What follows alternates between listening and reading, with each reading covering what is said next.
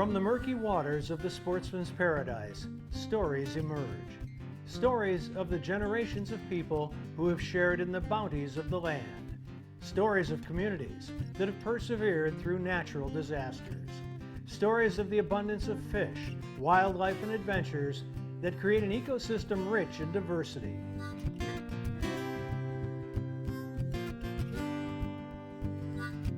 And from the silted banks of the mighty Mississippi to the soggy marsh bottoms, from the tops of towering pine forests to the depths of the salty Gulf, human and animal have shared this fortune for centuries. Enjoy these stories as told by outdoor journalists who travel across our state, documenting the adventure, sportsmanship, and heritage that make us Bayou Wild.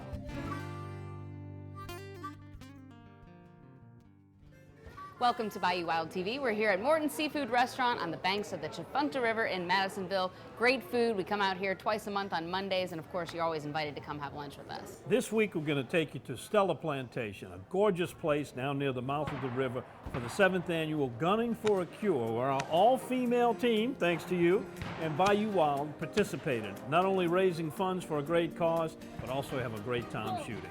It's something that I look forward to every year. I've been up since 4 a.m. because I couldn't sleep last night.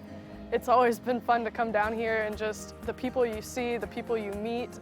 It's been a lot of fun and get to spend time with.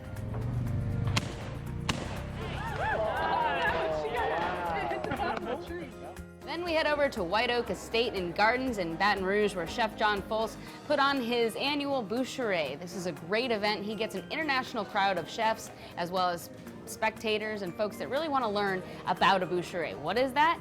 It's all about the pig. I would say that everybody here from those 26 states would love nothing more than for us to load up every bit of this, which we have. Nobody else in the world has this. And the trailer to put it in and just take it and set it up just like a circus. The only difference is it's for real. Closed captioning made possible by Ceto.com. Become a member. I've been using Louisiana Fish Fry products so much, even the kids are getting into it. Flyneo bag, pour and boil, a great crawfish every time. And whether you're boiling crawfish, shrimp, or crabs, Louisiana Fish Fry products use the perfect blend of garlic, onion, spices, and salt for your seafood boils. So look for the bright yellow bag and pour and boil with Louisiana Fish Fry products. In 1967, Dutch Stogner realized his dream to run his own meat market. 50 years and 3 generations later, Double D and the Stogner family still operate with Dutch's original commitment to quality. Pick up some Double D sausage today and share your good times with us on Facebook.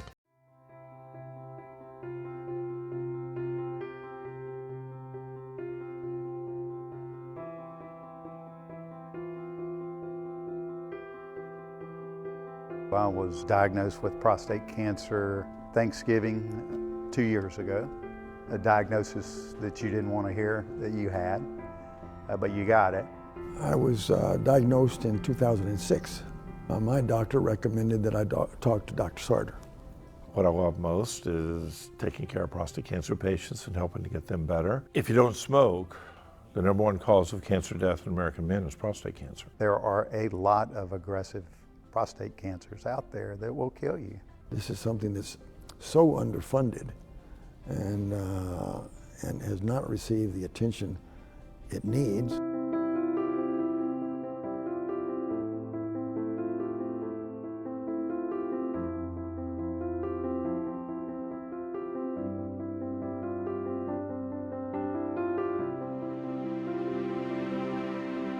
My father, when I was 17, got diagnosed with prostate cancer, and he was a patient of Dr. Sarter's. And Dad lived with it for 8 years, but when he passed away in 2003, we decided that we wanted to do something to give back to the prostate cancer community. And so it took a couple years to figure out what we wanted to do, but in 2012, we came up with Gunning for a Cure.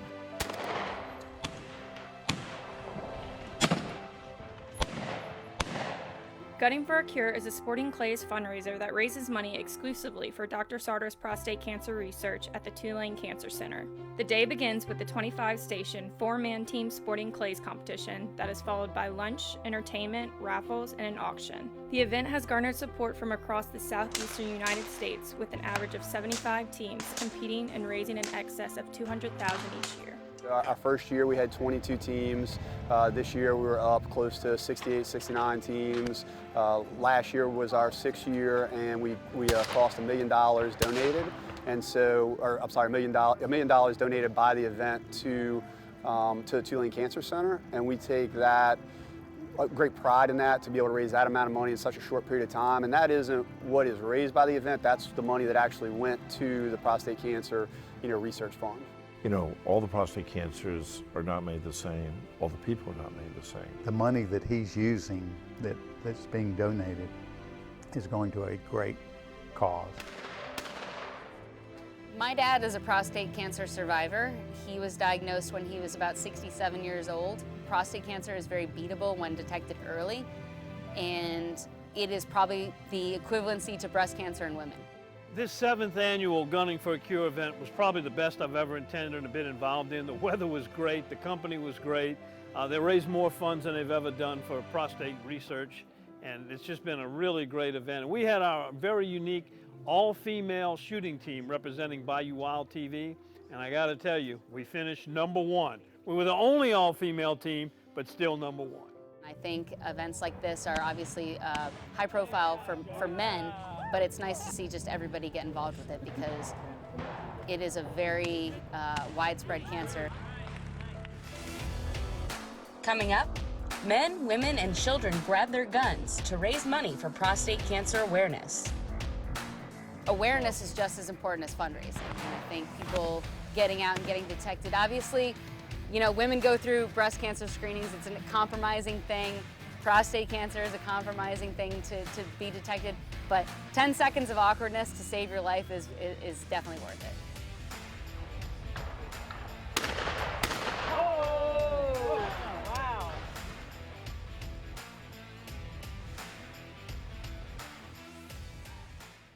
If you're lucky enough to bag a deer or a hog this season, bring it here to Double D. Double D processes hogs and exotic game and guarantees your product is always the meat you brought to Double D. Double D Meats in Bogalusa, home of country smoked, spicy jalapeno cheddar, and other customized flavors. Bring your deer or your hog here to Double D, where you always get your meat back in return. It's worth a drive to Bogalusa from anywhere. Double D.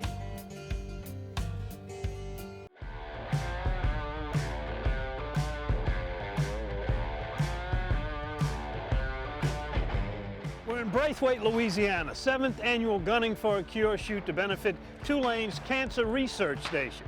Today, we're going to introduce you to the Bayou Wild all-ladies shooting team.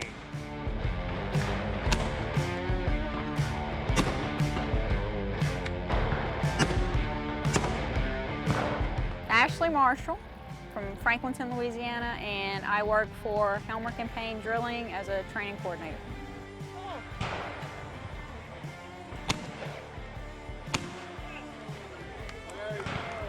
My name's Christina Perez. I'm from Baton Rouge, Louisiana. I work for a company called Resource Environmental Solutions as a project manager there. We do a lot of wetland mitigation, habitat restoration type work in Louisiana.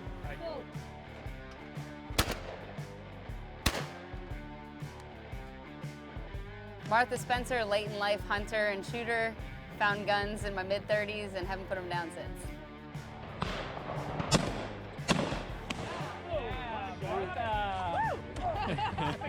Janice Lamont from Terrytown, Louisiana, Vice President and Senior Institutional Officer at Hancock Whitney Bank. I'm shooting high. I like to try new things. And so when I went out there, I kind of looked at it as a new fun event, something that I could learn from, and really just enjoyed the day. When we went out hunting, when I went out hunting the first time, just enjoyed the walk, the outdoors, the day, learning new experiences, watching the dogs point the birds, figuring out, what I needed to do in that hunt. go out and do it. It's a lot of fun. If you enjoy the outdoors, nothing better than getting outdoors. And I kind of had to approach it with an open mind. I wasn't sure at first I was going to be able to do it, but once you get out there, it's kind of natural. It becomes instinctive. Oh.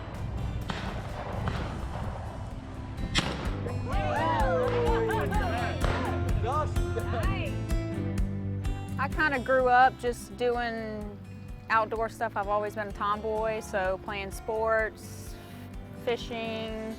I just recently got into hunting the last few years with my husband. And since we've been together, I got more into fishing as far as offshore and saltwater fishing. So that's pretty much what I like to do. So. I just recently got a Stoger M3000 12 gauge. My husband bought it for me, particularly for duck hunting, and we haven't had a chance to do that yet. I live next door to a skeet shooting range, so I got to go through the course with it and kind of broke it in a little bit, but I'm wanting to do more duck hunting or get into duck hunting with it, so. There you go. Dad worked 2 weeks on, 2 weeks off when we were kids. He was a supply boat captain offshore. And when we grew up in Pensacola, Florida, we would boat every weekend and go to the hunt camp in the fall. And so it kind of just morphed into that. Dad took us everywhere when he was home that he went. So we hunted, we both sat in the stands. I started hunting at the same age my brother did. Oh, I guess we did before, but we both shot our deer at the same age, 10 years old, and then we were allowed to sit by ourselves just progressively as we inched into it.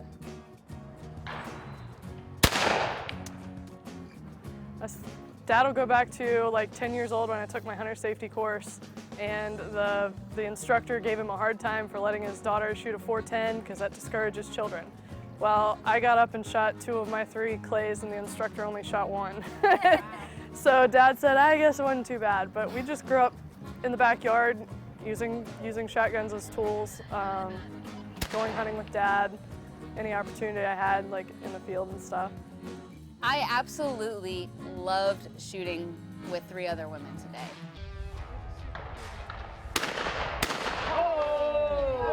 I've seen a lot of women, I feel like, but we were the only, I think, all-women team.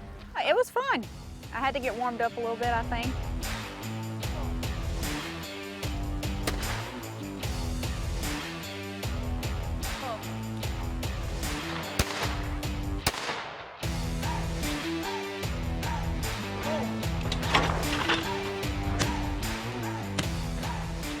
My fellow teammates were awesome. They totally carried me. I think I was the handicap today.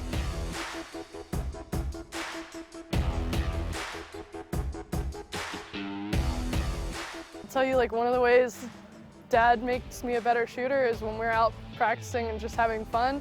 We'll walk up on the line and we said he was giving me a hard time, but he does. It makes you better. You think a little less, you react a little more, and you just learn to trust yourself. And so I think the more you practice it, the better you get at it.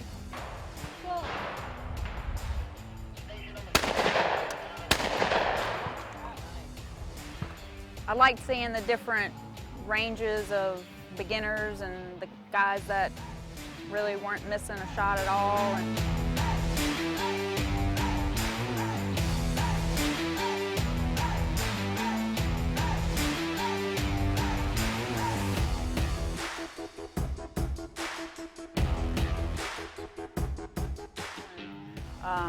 Kind of learned what I was doing wrong and what I needed to change up to kind of hit more than I thought I was going to be able to.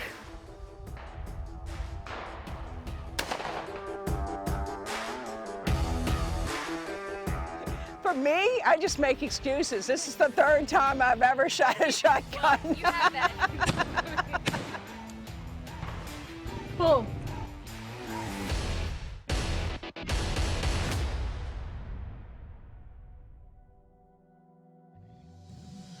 You have to go and learn the basics. Don't be afraid to become your own expert.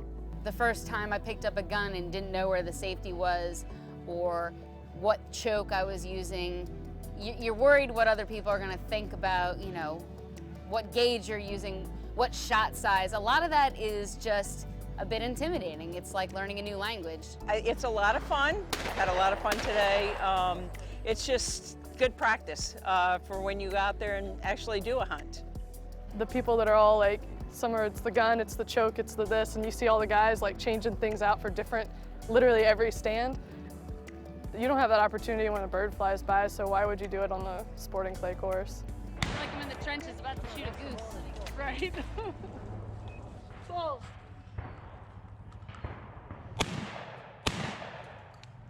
I feel like women are kind of getting more out there in sports in general, and fishing and hunting and shooting guns. And obviously shooting is still and probably always will be a male-dominated sport, but I love seeing women get out there. Guns are obviously a little more dangerous than a lot of new hobbies people can take up, so the combination of learning the lingo and picking up an object that is literally a weapon intimidates a lot of women. In the last few years, with the way the world's become, women are becoming more comfortable holding guns and thinking them as something other than a weapon. Took me the first station or two to get used to it, but kind of once you get into that rhythm and figure it out, this is a good event to do that, to get used to hunting guns and guns itself and loading them, etc. I think we surprised a few people, yeah. I surprised myself, and I know everybody else did awesome, so I was glad to be a part of it. I admire a lot of female hunters out there. They're better than I am. I've always kind of tagged along. I've started breaking into it myself, but I've got some good girlfriends from college in Georgia and some at LSU that are doing their own thing out there and rocking it. So it's always fun. It's fun to support them, fun to watch them. Clearly, most of these guys have an upper hand because they've just been doing it longer. They haven't been introduced to it. But bringing my friend out who has limited sporting clay experience, or meeting somebody who's better than me for sure, and then meeting somebody who's even newer to it than me is just very inspiring. And I enjoy seeing women, you know, put all the insecurities aside and just have a good time. And I'm not that good sometimes at just having a good time. I get a little hard on myself, but today was a really fun day to see just women doing the same thing as men, and I really do think that they surprised a lot of people today.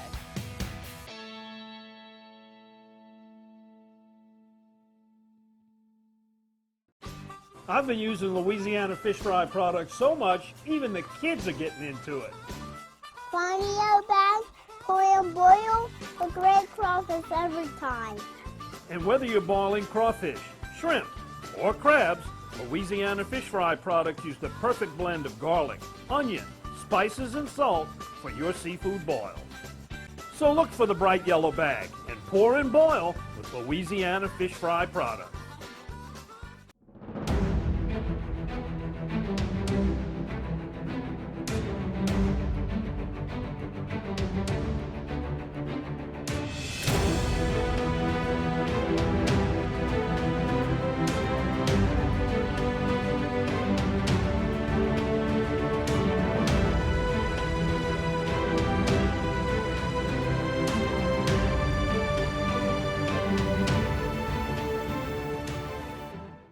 This is Don Dubuque asking you to join me as a member of the Coastal Conservation Association. For 30 years, CCA has worked in Louisiana to conserve our incredible fisheries, making sure that our fishing is great today and for generations to come. Whether looking out for redfish and specks, eliminating gill nets, building reefs across the coast, or work at the state capitol and in D.C., CCA is doing what's best for the fish and the sport we love so much. Your $30 membership will ensure that this work and our great fishing endures well into the future. Go to ccalouisiana.com and join CCA today.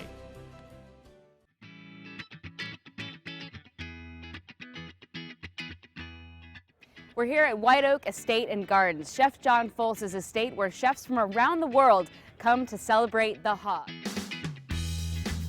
From hogshead cheese to boudin, cracklins, backbone stew, sausage, and even raccoon and rooster stew, a John Folse Boucherie is a hog extravaganza.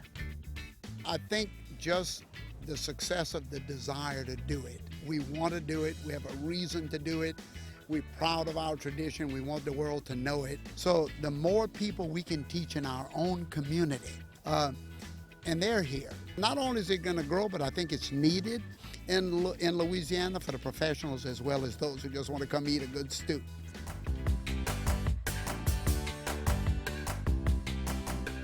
this event is so much more than a cook-off. Traditions and customs are shared from chefs around the world. It's a new experience for many, and it's an opportunity to educate.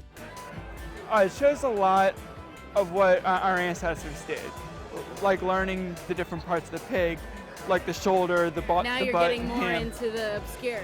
Right.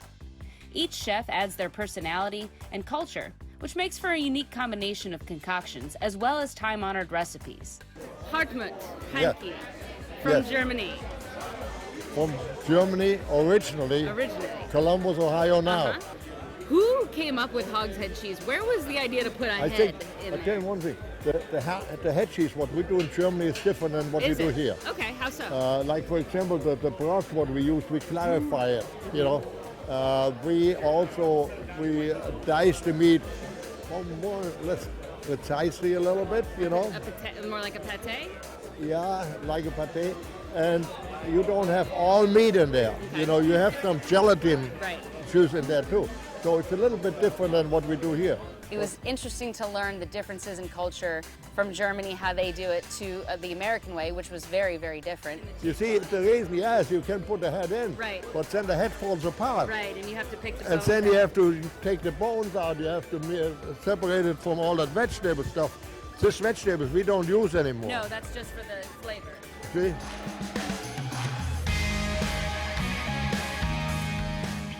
All right, Chef Wingo, you are a Boucherie veteran. Yes, so I have made a little name for myself of traveling anywhere they were doing anything with a pig. And when I got the opportunity to learn the whole process of killing, process, butcher, the whole thing, it just really intrigued me on, I wanted to do that. You hear some sizzle? Some sizzle. What do we have? This is your sausage right here. So this is the andouille, and it's stuffed in a cow casing, number 44 casing. And it's a traditional type of sausage, and for the andouille to be in that big casing. For me, it was to find out where your food comes from. Yeah. I wanted to know the whole process, and for people that want to eat better food, they should know where their food's coming from. But you have to realize that you're going to use that animal to bless people eating, and we're not going to waste a piece of that animal. I mean, from the snoot to the tutor is going to be used.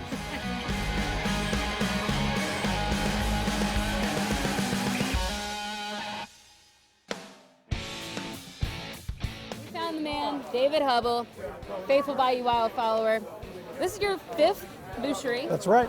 So how did a man from Alabama get all over here to Baton Rouge and get involved in this? Well, my family's all from Louisiana, and when my daughters were born, I got more interested in learning about keeping up the food traditions and history traditions. I've always been interested in our genealogy. And so one of the greatest sources I ever came across was the John Folse Encyclopedia of Cajun and Creole Cuisine. I'm no stranger to making sausage, How do you loop it? Help! but I'm certainly no expert. So what better way to learn about a boucherie tradition than get my hands dirty and make some boudin? We've got the pork meat and the liver that we're grinding up with this fine grind. And after we grind it all up, we're going to mix in some fresh green onions and some parsley. And then at that point, we can add whether we want to do rice or without rice, and also the blood that we showed earlier. This is the blood from the hog. When they cut the jugular, they collect it into this pan, and they'll salt it down with a can of salt, and then they'll constantly whisk it to prevent it from coagulating. And I was less grossed out about the blood being involved in the cooking than I thought I would be, because originally when you see a finished bright red sausage, it could be a little squeamish, but making the sausage with the blood, seeing how it was extracted, took the grossness out of it and made it a little more appetizing. So in the old days when they did the French traditions of making boudin, a lot of times the rich people were the only ones who had salt. And blood, what that does for you is it adds some salt and mineral flavors, so the people who weren't as rich could afford to add some seasoning and flavor to their meat. Plus you didn't want to waste anything. That's right, teamwork make the mean work. We also had Chef Ippolito Sanchez, who's a regular out there, who's from Chicago, and he let me get hands-on in tamale making. So say with me, Cochinita Pibil. Cochinita Pibil. Yep. And whenever you see a tamale stand, you're going to appreciate them a lot more after this. We brought a lot of stuff that's really indigenous to Mexico and really sharing the heritage of corn. So corn's used in the South quite a bit, right? You have grits, you have hoe cakes, you have cornmeal, cornbread. You know, we celebrate corn. We celebrate corn just as everybody else does. So everything about the corn. Everything about the corn, including the husks, right? That looks good. Right. We're just gonna grab a little handful of meat. You're gonna grab some from your pan there. And that's a nice healthy amount there, so. Got excited for the tamale meat. All right. And you can open it to make sure it's closed, like that. Yep, and then what you do is just fold that and roll it over. You want to just pinch the end off. You just want to fold that over the seam there. And then you've got your tamale. And you leave the top part open? Leave the top part open, yep. All right. You're going to put that in the steamer about an hour and a half. This tamale gets a bonus. This is more like 2, I guess. Yeah, right? That's the looks. That's the Bayou Wild Special right there. So we might raffle that off.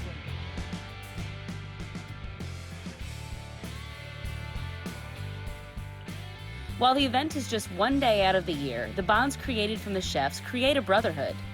Each chef leaves this event with valuable knowledge to bring back to their restaurants, businesses, and families. Next time I make the white boudin and the red boudin. Yes. I never did this. But it's been great because you see a mix, especially with John's boucheries. He's got people from up north, from all over, and he always talks about the 7 nations, so he also tries to incorporate the different nationalities into the boucherie. I would say that everybody here from those 26 states would love nothing more than for us to load up every bit of this, which we have. Nobody else in the world has this. And the trailer to put it in and just take it and set it up just like a circus. The only difference is it's for real. Continuing the culinary traditions passed down for centuries.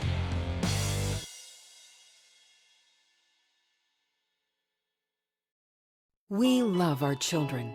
We protect them. We guide them. We prepare them for life in the world. With all that we do, from deep in our hearts, we cannot control all things.